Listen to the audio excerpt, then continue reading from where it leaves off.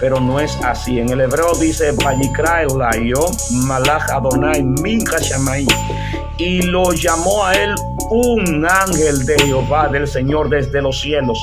El ángel que se le aparece a Moisés en la zarza no es llamado el ángel de Jehová, sino un ángel de Jehová. Cuando el salmista dice el ángel de Jehová campa alrededor de lo que le temen, en el hebreo no dice el ángel, dice un ángel de Jehová. Entonces es una tergiversación que tienen las traducciones para meternos por los tuétanos la famosa teología de que ese era Cristo preencarnado, pero en el hebreo nada que ver. Eso es una manipulación, una tergiversación. No dice el ángel de Jehová, dice un ángel de Jehová.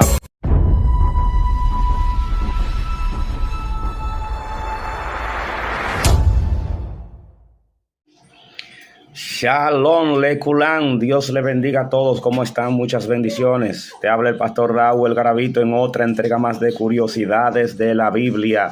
Hoy tenemos una curiosidad muy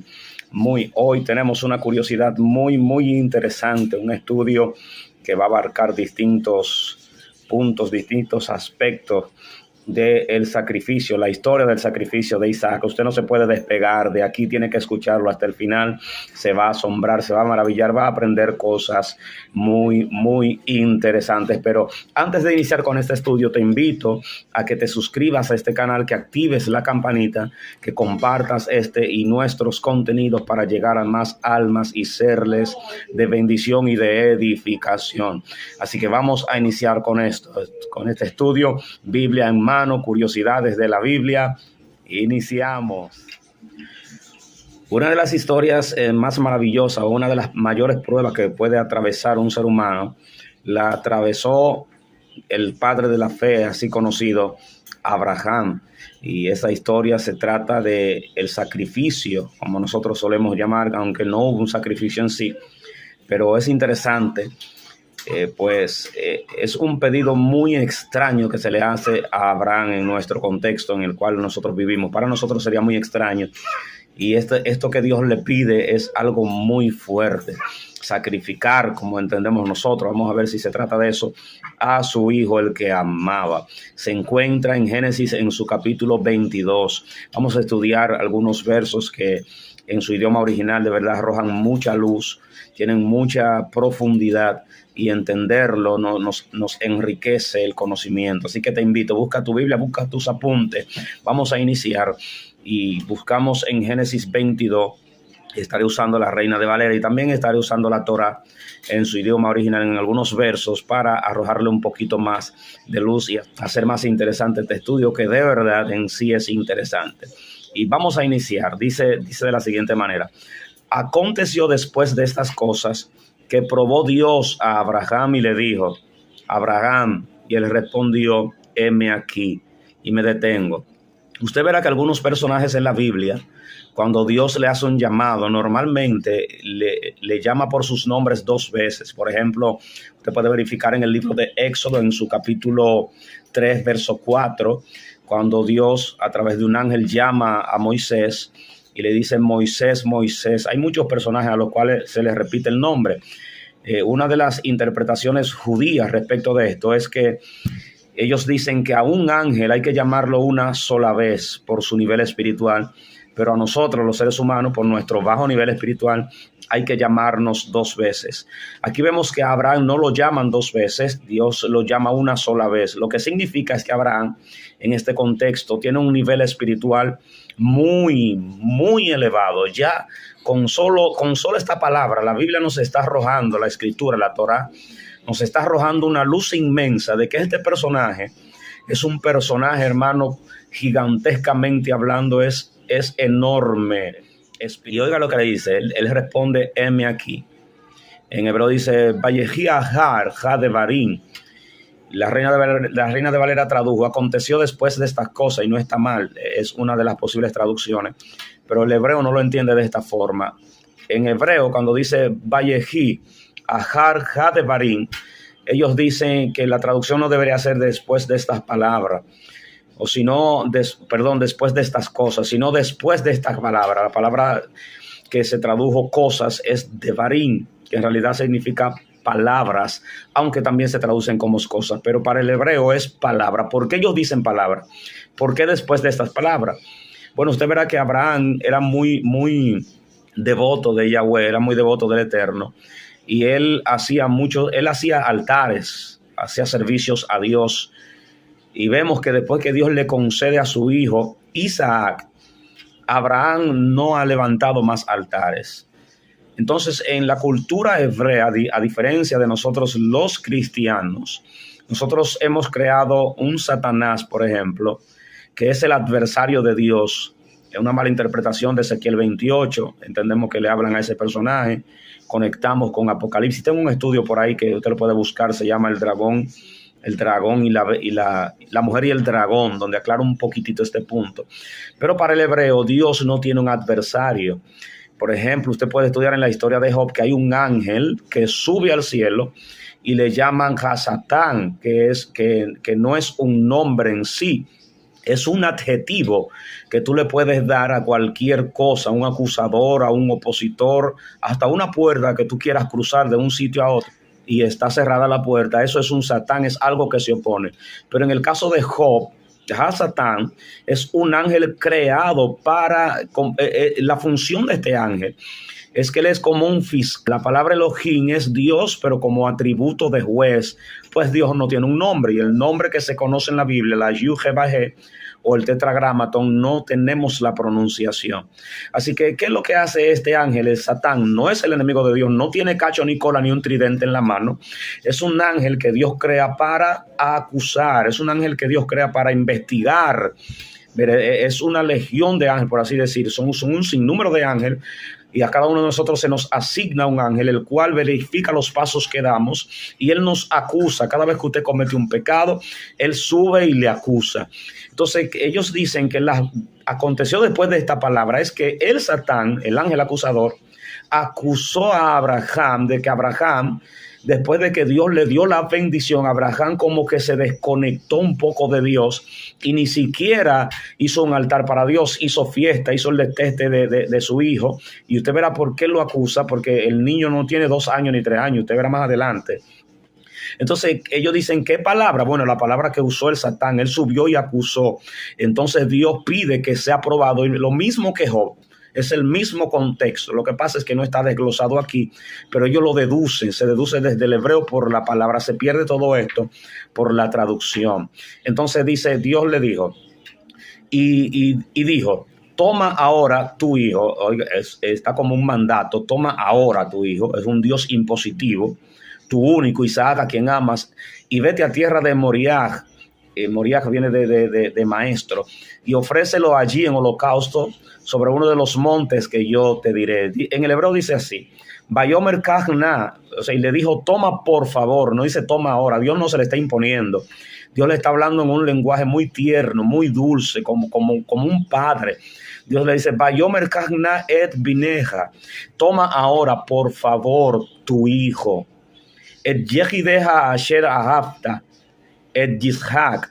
Y le traduzco de nuevo y le dijo, toma, te ruego, a tu hijo. Abraham le pregunta, según la conversación no inclusa. La conversación no inclusa es uno de los métodos que usan los judíos para interpretar un texto y poder extraer toda la riqueza que es ese texto. Por ejemplo, cuando dice, Vayomer Kachna et bineja, et yehideja asher ahavta, et Yitzhak, le dijo, toma, te ruego, tu hijo. Abraham, en la conversación incluso, Abraham le dice a Dios, tengo 2, ¿cuál de ellos? Dios le dice, tu único. Y dice, no, pero es que los 2 son únicos de su mamá. Y Dios le dice, el que amas, Isaac. Ya ahí le queda claro a cuál es que él tiene que tomar. Es un método muy, muy, muy interesante. Vamos a continuar. Y escuche, dice, toma ahora a tu hijo, tu único Isaac, a quien amas, y vete a tierra de Moriah y ofrécelo allí en holocausto sobre uno de los montes que yo te diré. Que usted escuche la voz de Dios pidiéndole eso en este tiempo, usted va a reprender y va a entender que no viene de Dios. Pero en aquellos tiempos era normal que a los dioses se les sacrificaran hijos, sobre todo el primogénito. Pues en el caso de Abraham, el primogénito vendría siendo aquí Isaac o Isaac, porque el mayor en sí, Ismael, ha sido echado, ya no cuenta como primogénito en sí, sino que se está hablando del de la promesa. Escuche cómo dice en el hebreo. Dice, Belej leha eret Jamoriah, y vete por ti mismo a tierra de Moriah, o vete para ti mismo. Aunque usted no lo crea, Dios lo que le está diciendo a él es, mira, a ti es que te conviene que tú vayas en sí. Vete por tu bien, vete por ti mismo a tierra de Moriah. Interesantísimo, de verdad que sí.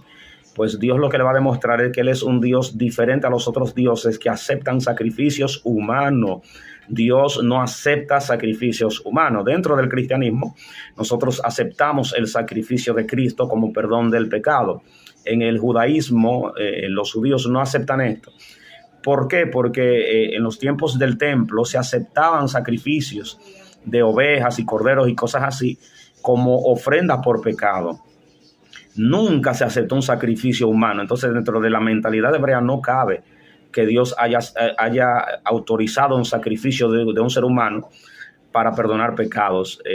Ellos no creen como nosotros creemos. Quise darle este pequeño dato. Usted, pues, sabrá de ahí en adelante. Eso solamente es un dato. Y dice, Ba'alehu Sham Leolah. Dice la Reina Valera, y sacrifícalo allí por holocausto. En realidad lo que dice es, y elévalo en holocausto. Dios no le pidió que lo sacrifique. Eso es, aquí es un problema contextual. Se tradujo así, pero dentro de su contexto momentáneo, en realidad no fue eso lo que Dios quiso decir, sino simple y llanamente, elévalo. Aunque nosotros entendemos que era que lo sacrifique, y es posible que Abraham en su momento haya entendido así. Quizá por eso el traductor lo tradujo de esta forma. Quizás la presión del momento, la presión de la prueba, llevó a que Abraham entendiera eso. Y dice, Alahad Harim Asheromar Aleija, sobre uno de los montes que yo te diré. Dicen los sabios que había una señal, la cual también lo puedes buscar en los Midrash. Había una señal que Dios le iba a dar a Abraham, a través de la cual Abraham iba a identificar cuál era uno de los montes, porque no era un solo monte que había en ese lugar, no era una sola montaña. Entonces se cree que la señal era que la Shekinah de Jehová se iba a posar sobre ese monte y Abraham la vería de lejos, esa Shekinah, ese brillo. Y esa era la señal, esa era la forma en que Dios le iba a decir. Y en el verso 3 dice, y Abraham se levantó muy de mañana y enlavardó su asno. Miren, no buscó un siervo suyo para que el naval del asno, para que usted vea lo apremiante que era para Abraham a obedecer a Dios, sino que él mismo preparó su asno. Un hombre que era millonario, que tenía siervos y siervas, él mismo lo hizo, porque él quería obedecer rápidamente a su Dios. Y tomó consigo 2 siervos suyos. Unos dicen que dentro de esos siervos estaba Ismael. Y a Isaac su hijo, y cortó leña para el holocausto. Con esto quiero decir que ya Ismael no contaba como hijo en sí. Y sí se levantó y fue al lugar que Dios le dijo. Y al tercer día alzó Abraham sus ojos y vio el lugar de lejos. Porque vio la Shekinah de lejos, el brillo de lejos. Entonces, dentro del contexto no incluso, se cree que Abraham le preguntó a los que andaban con él, miren hacia aquella montaña, ¿qué ven? Y los siervos que andaban con él no vieron nada. El único que vio la gloria de Dios fue Abraham e Isaac, y por eso Abraham le responde. Entonces dijo Abraham a sus siervos, esperad aquí con el asno, y yo le con el muchacho, queriendo insinuar de esta forma que su nivel espiritual estaba tan bajo como el de los asnos. Dice el muchacho, y yo iremos hasta allí, adoraremos y volveremos a vosotros. Ve, él profetizó con sus labios que solamente adorarían y volverían. Parece que ya su nivel espiritual creció y él entendía que no iba a ser necesario sacrificar al muchacho. Dice, y tomó Abraham la leña del holocausto y la puso sobre Isaac su hijo, y él tomó en su mano el fuego y el cuchillo, y fueron ambos juntos. Entonces habló Isaac a Abraham su padre y dijo, padre mío. Y él le respondió, Hineni, heme aquí, mi hijo. Y él dijo, he aquí el fuego y la leña, más ¿dónde está el cordero para el holocausto? Él usa la palabra cordero, sej, cordero. Y respondió Abraham, Dios se proveerá de cordero. Nuevamente, presta atención, esto está muy interesante, usted va a entender por qué les repito mucho la palabra cordero. Dios se proveerá de cordero para el holocausto, hijo mío. E iban juntos. Dice, cuando llegaron al lugar que Dios le había dicho, edificó allí Abraham un altar y compuso la leña y ató a Isaac su hijo. Esta parasha la llaman la atadura de Isaac, la atadura, la aquedad. Ellos no le llaman el sacrificio como nosotros los cristianos, ellos le llaman la atadura porque Isaac no fue sacrificado.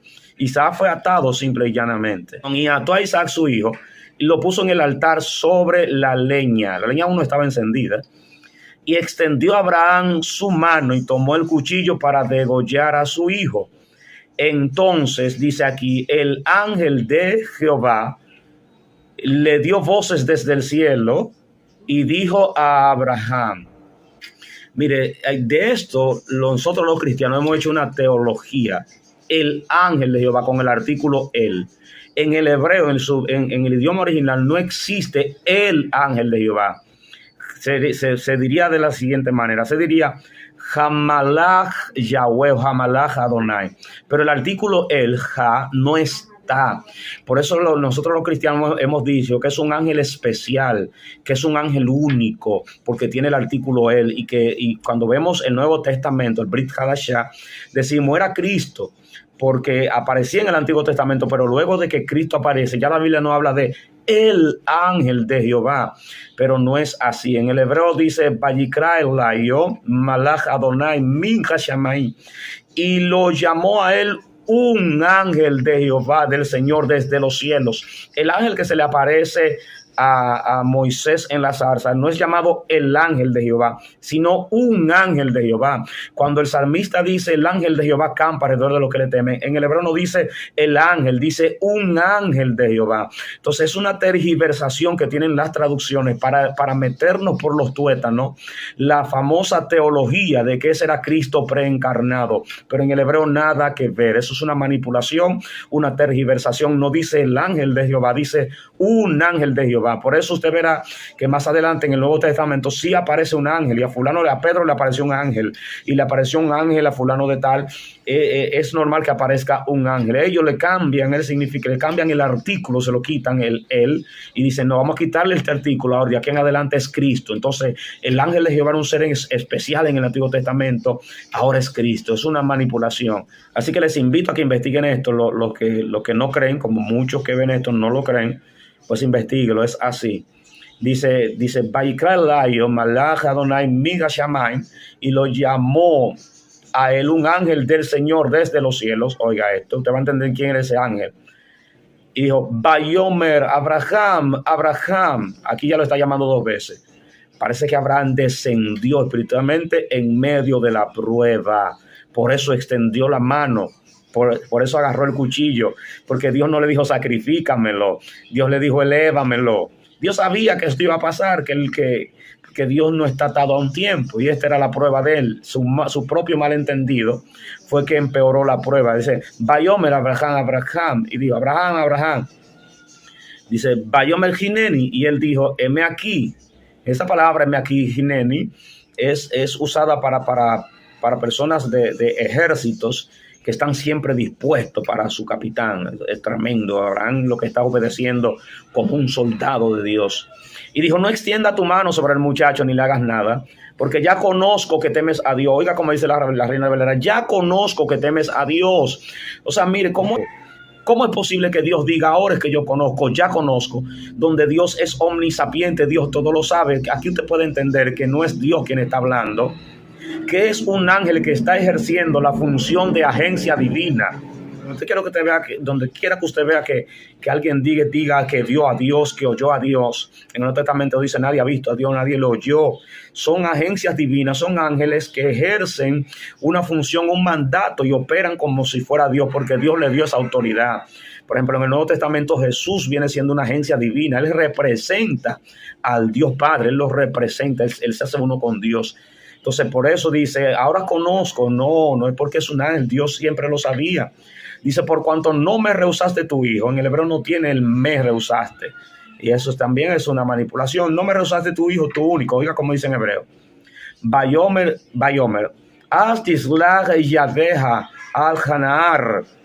Dijo, no extienda tu mano. En hebreo dice en realidad, no envíes tu mano. La palabra tishlach es un constructo de la raíz que se utiliza para un apóstol, para un enviado, para un shaliach.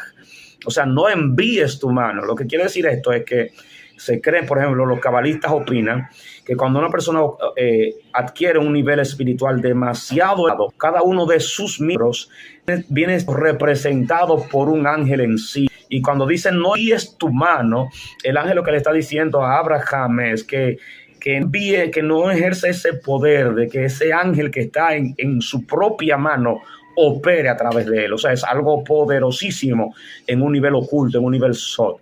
Y dijo, no envíes tu mano sobre el joven.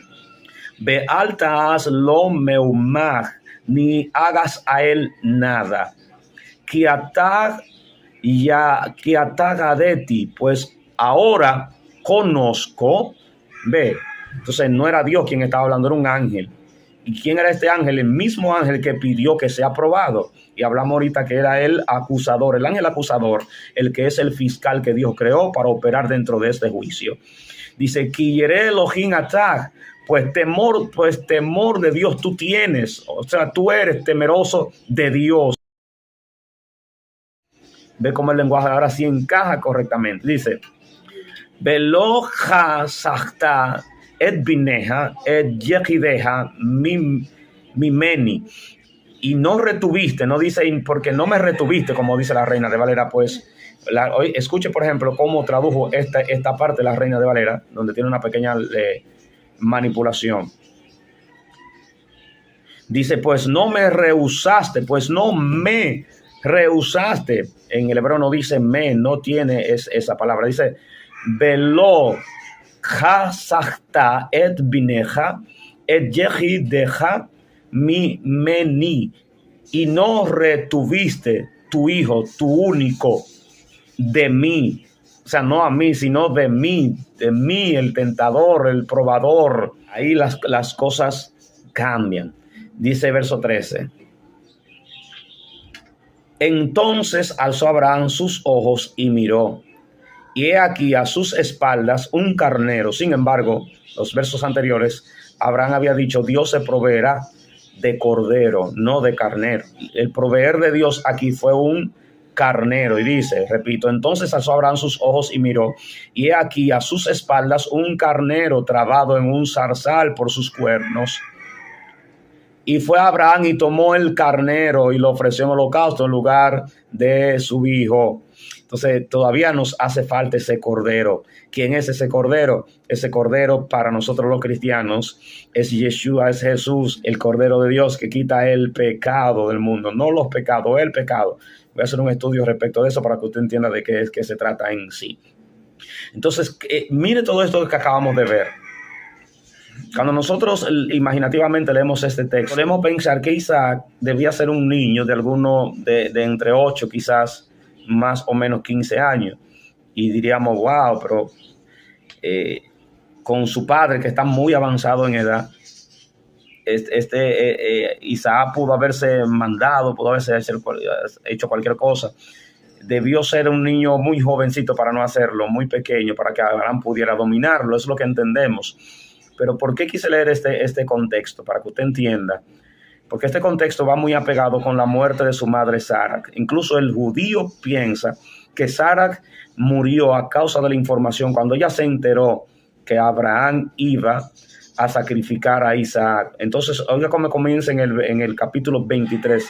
Acabamos de leer el 22. Pegado del 23 dice, fue la vida de Sara 127 años. Tantos fueron los años de la vida de Sara.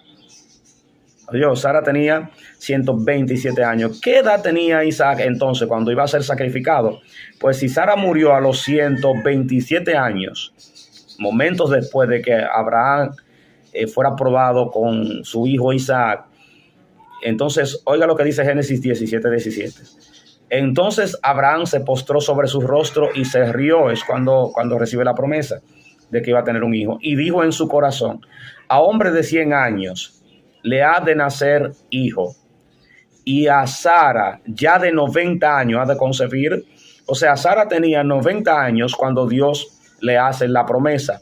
Sara muere a los 127 años, en el mismo año en que Isaac iba a ser sacrificado. Si a los 127 años le restamos los 90 años de Génesis 17, entonces esa sería la edad que tendría Isaac cuando iba a ser sacrificado.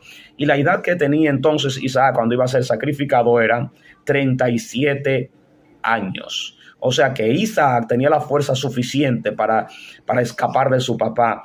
Podía haberse mandado, forcejado con él, pues su papá tenía 137 años entonces. Lo que quiero enseñarte con esto es que Isaac en sí era obediente, era un muchacho a pesar de la edad. Se cree que él entendió lo que iba a suceder y él mismo pues se ofreció también a la voluntad del Padre Celestial. Espero que este estudio te haya sido de bendición. Shalom. Suscríbete, te invito a que te suscribas a este canal para que sigas escuchando más curiosidades de la Biblia. Dale like, compártelo. Estos estudios son maravillosos, edificantes. Estamos profundizando en la palabra del Señor. Así que esto es Curiosidades de la Biblia con el pastor Dawel Garavito. Shalom Leculan, les invito a que se suscriban y que esperen el próximo estudio en Curiosidades de la Biblia.